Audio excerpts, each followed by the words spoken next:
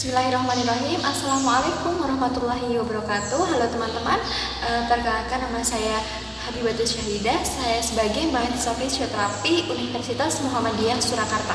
Nah, pada pertemuan kali ini saya akan membahas tentang materi sport, yakni pembahasan tentang rehabilitasi untuk hamstring injury.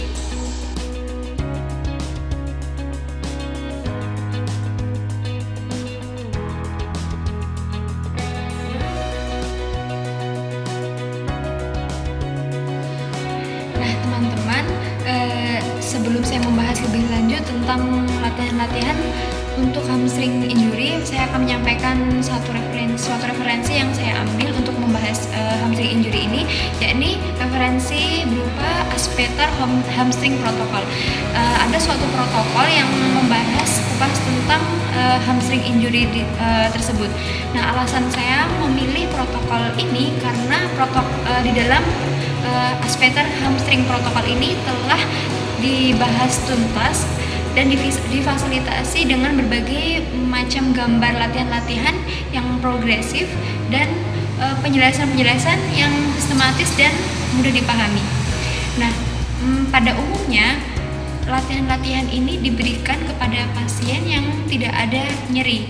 Apabila ada nyeri, maka toleransi nilai VAS pada pasien ini adalah nilai 2, dan apabila lebih dari 2 maka latihan-latihan apapun itu harus diberhentikan atau diberhentikan sama sekali. Nah, teman-teman, di dalam protokol ini juga sudah dilengkapi tentang beberapa asesmen, yakni asesmen yang mencakup pemeriksaan fisik, kemudian pemeriksaan ROM, kemudian pemeriksaan dengan mempalpasi, kemudian termasuk strength measurement, dan masih banyak lagi. Nah, pemeriksaan fisik yang bisa dilakukan kepada penderita hamstring injury, atlet hamstring injury adalah diantaranya dengan kemampuan dia dalam berjalan. Nah, apakah dia menggunakan kruk atau tidak, dan apakah ketika berjalan itu terdapat nyeri ataupun tidak. Nah, selanjutnya ada juga kemampuan dia dalam standing serta fleksi trunk. Nah, apakah dia hanya bisa menyentuh lutut atau bisa membungkuk hingga menyentuh ankle, atau bisa sampai pada menyentuh ke lantai. Dan kemampuan dia untuk double squat 90 derajat maupun single squat. Dan yang bisa dilakukan pada saat mempalpasi pasien dengan hamstring injury adalah kita dapat mempalpasi dari otot hamstring tersebut serta titik lokasi nyerinya, panjang serta lebar nyerinya. Dan masih ada beberapa lagi tentang pemeriksaan fisik di dalam protokol tersebut. Nah, teman-teman, di sini latihan-latihan yang dibahas di dalam protokol ini adalah dari latihan-latihan yang bersifat standing maupun latihan-latihan yang bersifat walking ataupun latihan-latihan yang bersifat running. Nah, semuanya sudah dibahas dan diberikan gambar secara jelas di dalam protokol ini, sehingga kita dapat mudah memahami dan memberikan praktek terhadap pasien pada penderita hamstring injury. Nah, teman-teman, sebenarnya cedera hamstring injury ini adalah bentuk cedera yang paling sering terjadi di kalangan atlet-atlet, dan bahkan termasuk dari tingkat insiden tertinggi yang terjadi pada kalangan sport. Nah, biasanya cedera ini mengenai pada pelari atau atlet lari dan pada pemain sepak bola. Dari sekian banyak cedera hamstring injury, sebenarnya otot yang paling sering terkena mengalami cedera hamstring injury adalah otot bicep femoris bagian lateral. Oleh sebab itu, latihan-latihan yang dianjurkan untuk diberikan adalah latihan-latihan yang bersifat eksentrik. Nah, teman-teman, kenapa sebenarnya dianjurkan untuk melakukan latihan-latihan yang bersifat eksentrik untuk hamstring injury ini, karena sesungguhnya latihan-latihan eksentrik tersebut akan meningkatkan panjang physical length pada bicep femoris atau bicep femoris long head, dan itu sangat berpengaruh terhadap hamstring injury tersebut.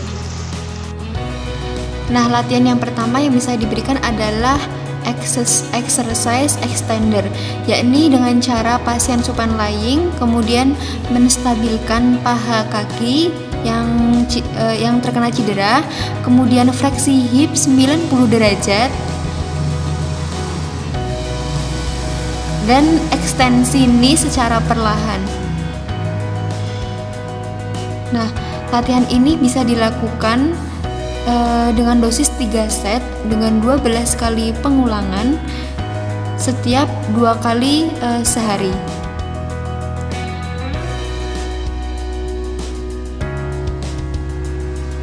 Latihan yang kedua adalah the driver.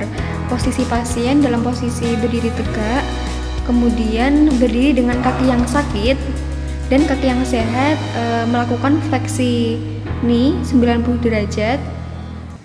Nah, kemudian pasien diminta untuk fleksi trunk 90 derajat. Nah, kemudian kaki yang sehat direntangkan sampai batas toleransi yang pasien bisa. Kemudian tahan pada posisi ini dan kembali ke posisi normal dan dilakukan secara berulang. Latihan ini bisa dilakukan dengan dosis 3 set dengan 6 kali pengulangan.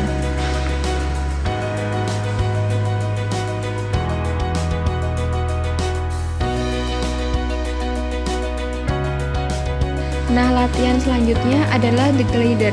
Caranya adalah posisi pasien dengan posisi tegak, kemudian pasien diminta untuk memegang permukaan yang bersifat tetap, contohnya besi atau permukaan-permukaan yang lainnya. Kemudian fleksi knee pada kaki yang sakit sebesar 10-20 derajat, dan kemudian berat badan seluruhnya ditumpu pada kaki yang sakit, kemudian kaki yang sehat secara perlahan meluncur ke belakang sampai pasien sampai pada batas pasien sebelum merasakan sakit. Nah, kemudian kembali ke posisi normal. Nah, menggunakan lengan, bukan menggunakan kaki yang cedera. Nah, latihan ini bisa dilakukan dengan dosis 3 set dengan 4 kali pengulangan.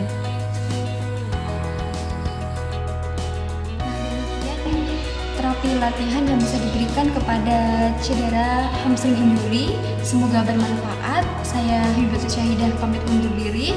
Wassalamualaikum warahmatullahi wabarakatuh.